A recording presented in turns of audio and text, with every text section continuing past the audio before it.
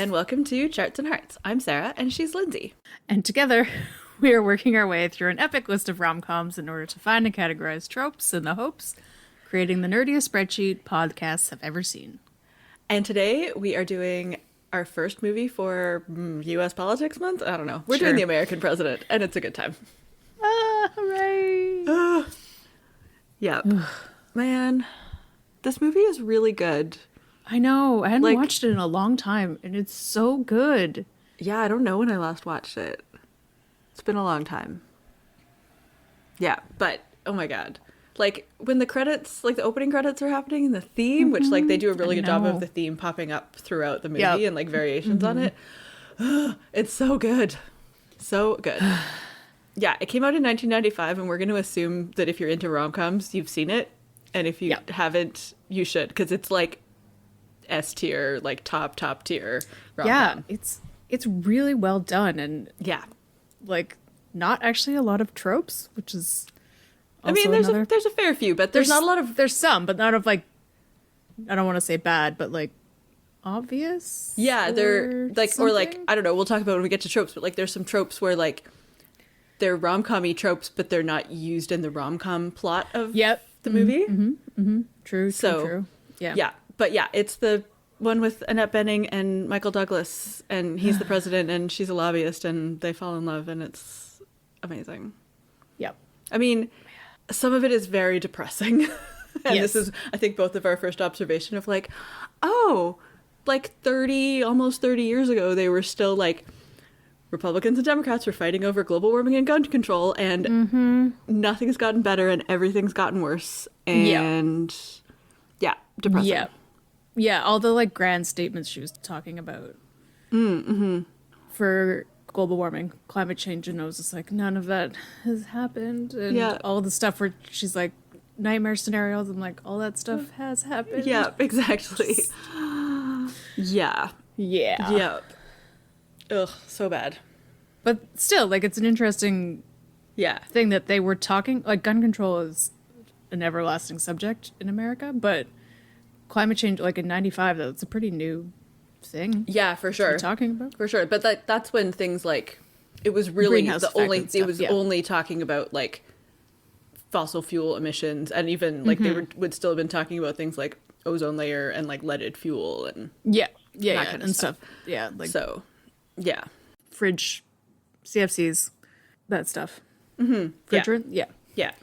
Everything I know about 90s climate change I learned from Dawn Saves the Planet, Babysitter's Club number 57. Oh, okay. I was like, I learned it in geography class in high school. But that too.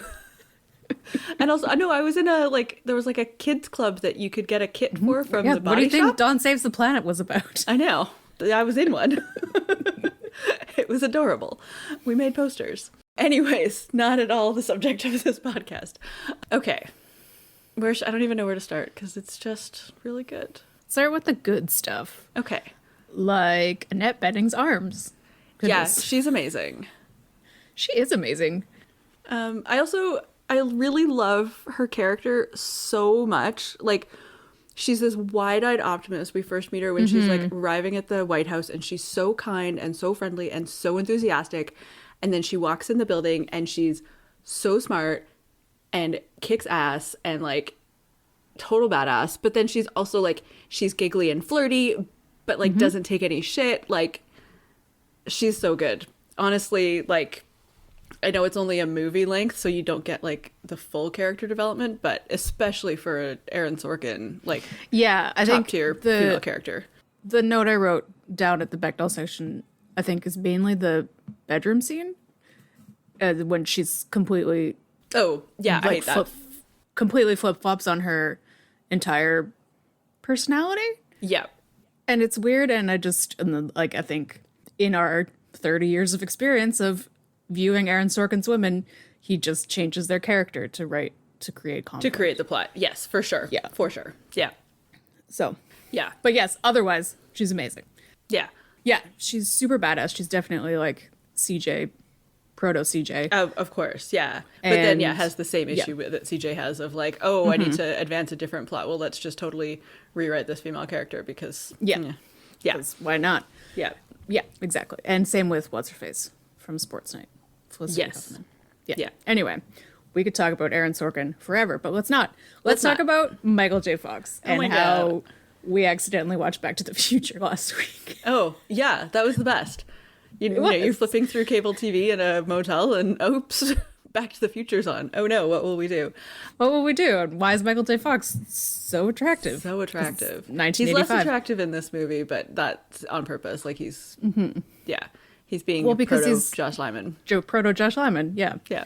He's so cute, and I love him so much. He's trying so hard. He is trying so hard, and he's too optimistic for his own good. Yeah. Yeah, he's like Josh Lyman personality and Rob Lowe's optimism. Yeah, definitely. Yeah. Or Sam Seaborn's optimism. Yeah. Yeah. Oh my gosh. Also, this movie does a really good job of showing off how important like really good admin assistants and personal assistants and everything are like so important to the functioning of everything. Like Janie is so great. She like doesn't take a lot of shit and doesn't let him get away with a lot, but also is so respectful and so good at her job. Yeah. Yeah, she's amazing. And going back to Sam Seaborn, Martin Sheen is here. Yeah. Oh my god. Being amazing.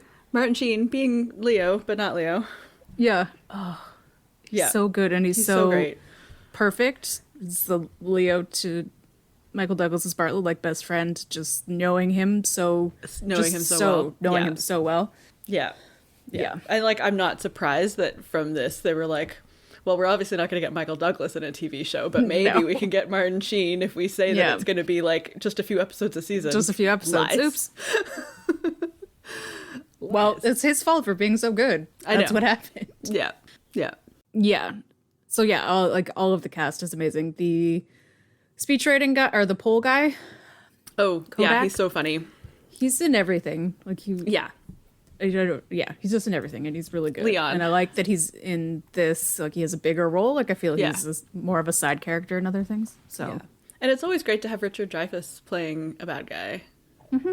Yeah, he's very good at it. He's very like, I don't know. Dick Cheney was around in the 90s, right? He definitely had a Dick Cheney vibe.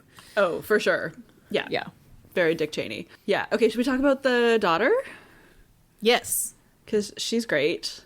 She is great. I love her sassy trombone.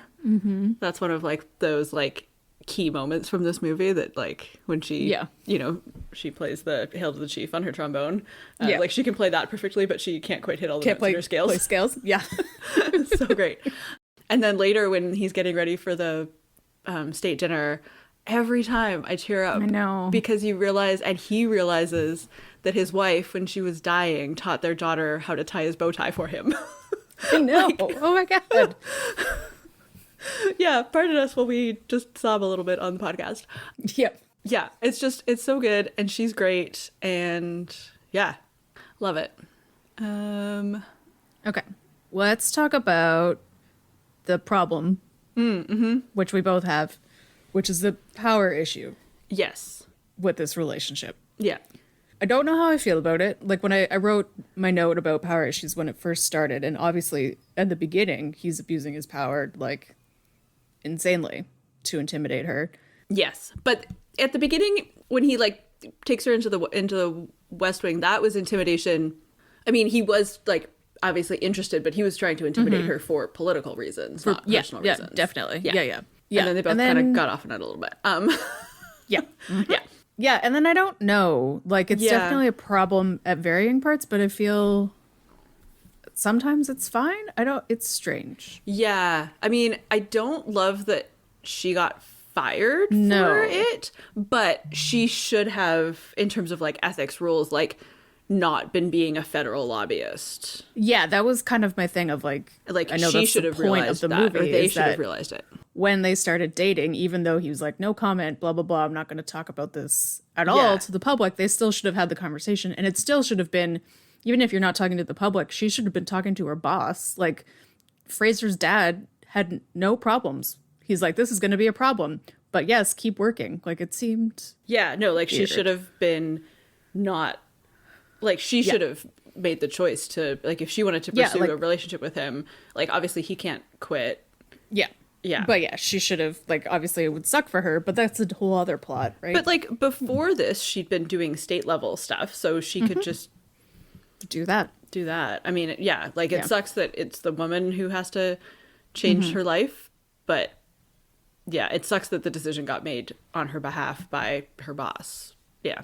Yeah, and then by her boss because of something that's not her fault. Exactly. Yeah. And yeah. Yeah, because of the media reaction, really. Yeah. Yeah. So yeah. That is definitely like the biggest issue.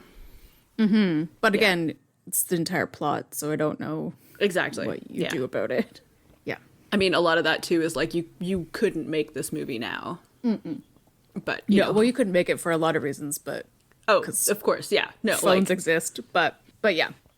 Yeah, Trump exists, Yeah. etc. Yeah. Well, it was an interesting thing because they were talking John Mahoney, I keep just Fraser's dad, Marty Crane. Yeah. He talks about like you're going to be a talk radio joke soon or something or whatever it is. But this, of course, and the pilot of West Wing was also before Monica Lewinsky. Yeah. And it's an interesting world where this is the conversation where like that would never be the conversation, because that's another reason why this couldn't happen. Of course. Yeah. I mean, at that least would in be brought this, up. like, she doesn't technically work for him. She works for the opposition, and way more age appropriate. Oh yeah, like 100%. But the comparisons for sure. and the jokes and the like, is this another Oval Office whatever? And Yeah, no, there's so many reasons this movie will never get remade, which I'm happy with. Yeah. Okay, should we talk about the West Wingness of it all? Yeah. Ugh. There's so many bits from this that are taken into the West Wing, obviously, because that's how Aaron Sorkin rolls. But then also, I noticed at least one Hamilton reference, because they talk about seeing Ellen Wade. She gets the job done. And, like, the rhythm of how they say it was so Hamilton-y. Ugh. Oh. Yeah. From the get immigrants, Lynn on we the get the phone. job done. Yeah. Yeah. So I I'm wouldn't be surprised. Not surprised at all. Yeah. And like it's obviously probably not like intentional. Like it's not like a uncommon phrase, but it was the rhythm of it. Yeah. And if you listen to the West Wing Weekly with Lynn, they ask him about the obvious ones. Exactly. And he just, because he watched West Wing so much, it was just in his brain. Exactly. Yeah. No. Yeah. It wasn't like an intentional homage or anything at the beginning anyways. Yeah. Yeah, the other thing other than the power imbalance is, and I mean, I hate it in the West Wing too, and the whole talk about like proportional response, because it's just like a thing that I hate so much. Like the Libya blew up like piece of equipment, and then the Americans are going to blow up an office building full of janitors. Like, what? Like that's not proportional. That's, no, it'd be like an airfield or something like that. Like. Yeah. And then he feels all bad about it. I'm like, just don't do it. Yeah. Or make them come up with a better solution. Like, yeah. But, yeah. All right. Do we have any other observations? There's really good lines in this movie, too. Yes. There's incredible lines in this movie. Because she said yes. Oh. And his fight with Michael J. Fox and the dude. I know. Drink the sand, and then he's like, they don't drink the sand because they need to, they drink it because they don't know any better. And I'm like, oh god, it's so tense. Oh, so good. All right, so should we talk tropes? Yeah. Okay. Yeah, so this is just like a life trope or like a movie trope, not a rom-com trope, but like when she's doing this like big speech like complaining about a guy, in this case the president, and then he like walks up behind her. And like she does behind me, isn't she? Yeah. She kind of does it twice, like when he's calling and she doesn't believe that it's him too. Yeah. Like, and then rom-com, very much widowed dad with a kid, and also widowed dad with a daughter who gives him romantic advice. Yeah, for sure. That's kind of like two, but I like the romantic with like she's like, tell her, compliment her on her shoes. Yeah, and it works. It does really well. Yeah. Montages, especially like there's mostly political montages in this of like ripping off the number of days until the vote and the number of votes they need. Like, good. So good. I don't know if it's a trope, but I didn't know where else to talk about it. But like they just banter so well. Like so banter. Like, yeah, it's a little bit Sorkin, but it's also, they have really good chemistry. And it's like, it gives like the enemies to lovers vibe, but they're not enemies. They just have competing. They're sparring. Yeah, they're sparring. They have competing goals. Like as we find out, those two bills, like they're not gonna be able to pass the two bills that they're both pushing for. Yeah, it's good. Oh, again, not a rom-com trope, but we have a powerful and super smart person who can't do basic things like use a phone or order flowers. Yeah, that's a good one. And back to a rom-com one. A very memorable first kiss. They're in the dish room, and then they get interrupted by a big international crisis. Yeah. Of course. Happens all the time. Of course. Very normal. And then this is a rom-com trope that is used in the non-rom-com plot. So, like, when characters are really, like, stressed or exhausted or overly emotional, their true feelings come out. We see that all the time. Like, you know, you're rushing and you accidentally tell somebody you love them or blah, blah, blah. Yeah. But in this, she confesses basically, like, if you, like, how they could get their crime bill passed by screwing over her bill. Yep. So, yeah, good times. Yeah.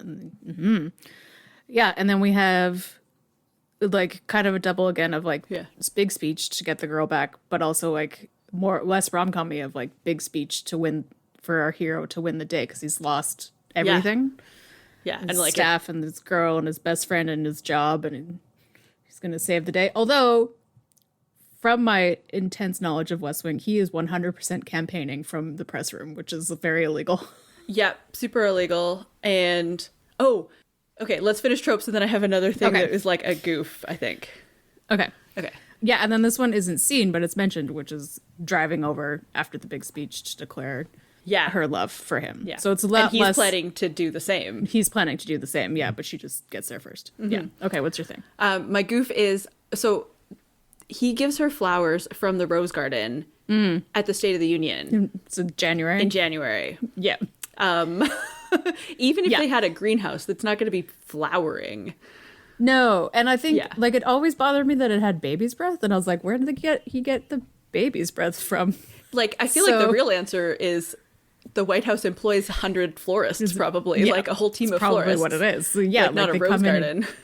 But there's other ways to get flowers. You are the president. Like, yeah, they can just when he's like, turns out I have a rose garden. Like, so you went out there and picked a dozen roses by yourself? Yeah, it should have been, turns out I have a team of florists who work here. Like, yeah. Okay, Bechdel test? Yes. Yeah. Because she talks about her job all the time with her sister, who is Ellie Bartlett. I know, which is like, that actor is so, like, flexible. Like, she plays Annette Bening's sister, and then, like, plays Martin Sheen's, like, middle daughter. Yeah, and then is also the babysitter in Sports Night, which I was thinking about, because I was thinking about Sorkinisms, and she's in both scenes. When he uses the line, the only thing that matters is when you come home at the end of the day. I was like, she's in both of those scenes. Oh, good times. Anyway. Yeah. She talks about her job a little bit with her sister, but she also talks about it with Wendy Malick, who does end up with Martin Crane at the end of Fraser, so that's also fun. It's a whole lot of things going on in this movie. So many things. So they talk about work all the time. Yeah. But again, yes, passes the Bechdel test. A decent movie for women. Yeah. Still not incredibly amazing. Do you want to talk about the bedroom scene? Yeah. So, it comes out of nowhere. I know. And that's the thing. It's like, she goes over and is mad / overwhelmed about this. And she's like, I can't work. Yeah. And she has decent reasons. And she's all ready to go. And she starts giving his speech, and then he mansplains to her that the reason she's concerned about this is sex. Yeah. And that's it. And then she just goes into the bathroom and seduces him. And then that's it. Yeah. Like, first of all, her concern had nothing to do with sex. It was to do with, like, public perception and, like, dating the president and still, like, being able to do her job. Yep. And he turns it into sex, which also, like, comes out of nowhere for him. Like, I could see him making a joke about it, but not the whole mansplaining thing. Yeah. So, I don't know. And, like, you guys, like, have sex whenever you want, but this is literally 18 hours after they kissed for the first time. And he just brings up, he's like, your concern is obviously about us having sex because we've been together for 2 days. So that must be what you're thinking about. Yeah. No, and then, Yeah, her concern is more about like, oh, like all the first ladies that picked the china and like, and it's not about the intimidation of him being the president. It's about like, how do I stay who I am and also be that?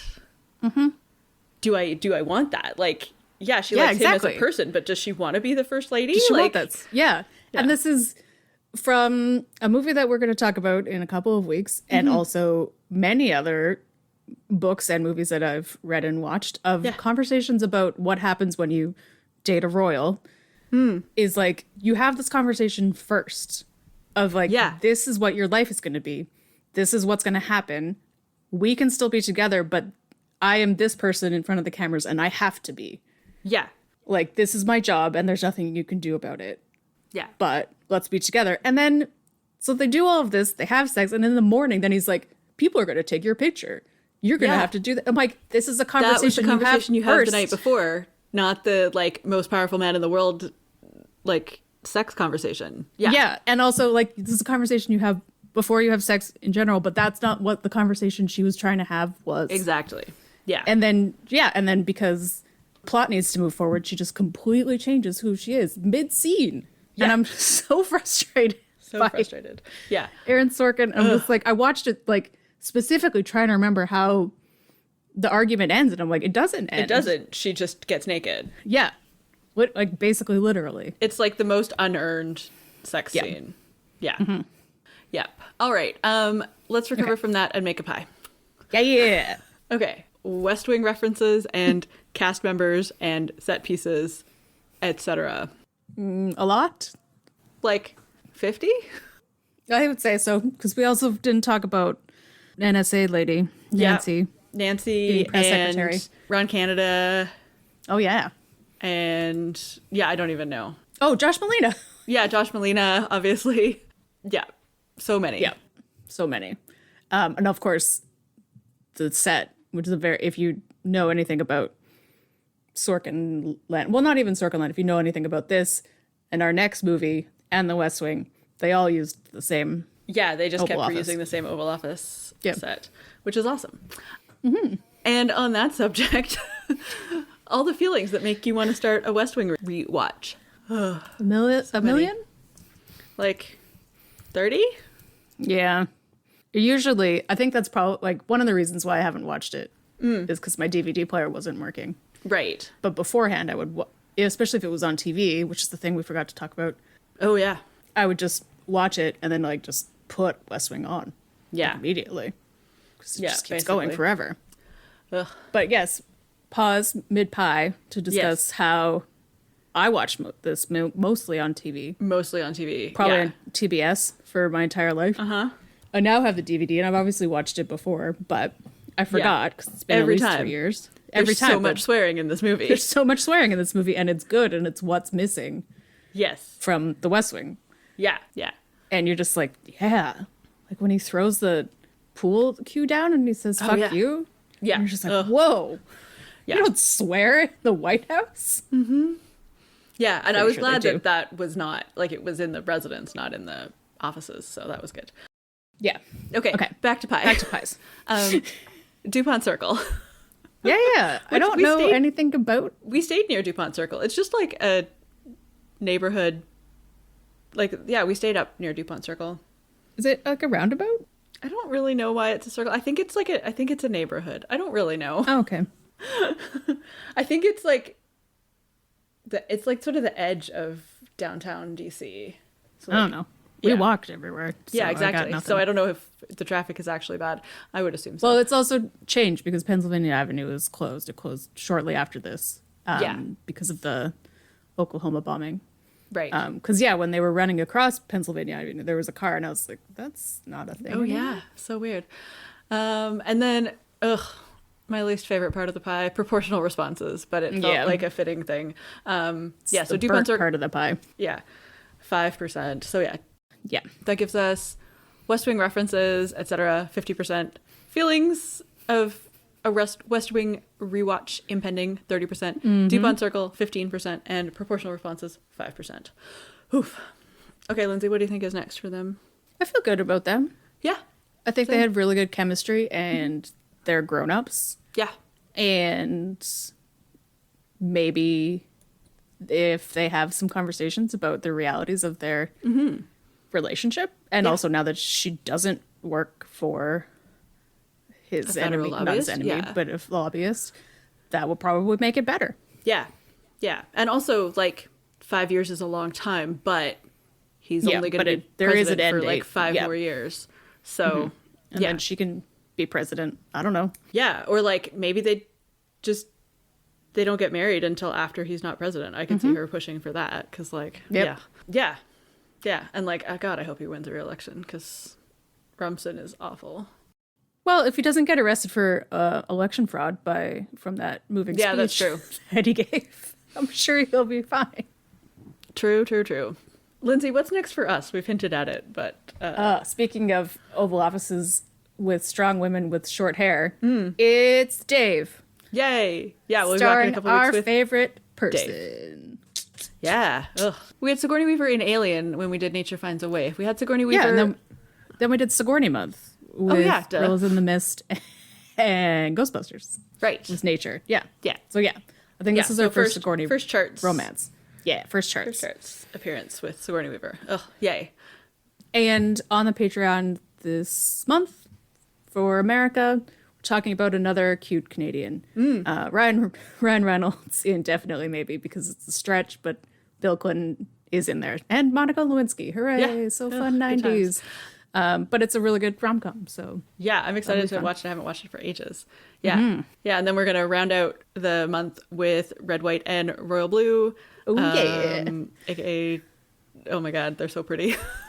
Yeah, Sarah's new obsession, AKA. Yeah. Okay. Yeah, that brings us to the end of our episode. You can rate and review us wherever you get your podcasts, or you can find us on social media. We're at Charts and Hearts Podcast on Instagram and Facebook, or at Charts and Hearts on Twitter. We're also on Threads. Oh, yeah. At Charts and Hearts Podcast, just in case. Who knows? Who knows? I don't know. But you can find us on the Meta apps, for sure. Yay! And you can also go to our website, chartsandhearts.com, where you can submit your suggestions for rom-coms and tropes for us to add to the list. And you can check out our Patreon at patreon.com/chartsandheartsclub. As we said, we have Definitely Maybe this month. Last month we did Speed, and it ruled. Yeah. And we've got some super fun stuff coming up. When you go on a road trip with your co-host, you plan 6 months worth of podcast content. So get sorry, ready. Not sorry. Yeah, and our Patreon's only $2 a month, and we have a Discord, and you get like a fun podcast a playlist where we add songs from all of our movies that we love, and it's a good time. Yeah. But yeah, you can always let us know your thoughts on this movie. And in the meantime, if anyone needs me, I'll be in the Roosevelt room giving Lewis oxygen. Best line of the movie. Yeah. Although my favorite line is, "Dig it, Miss Wade. You're the president's girlfriend." There's never an egg timer around when you need one.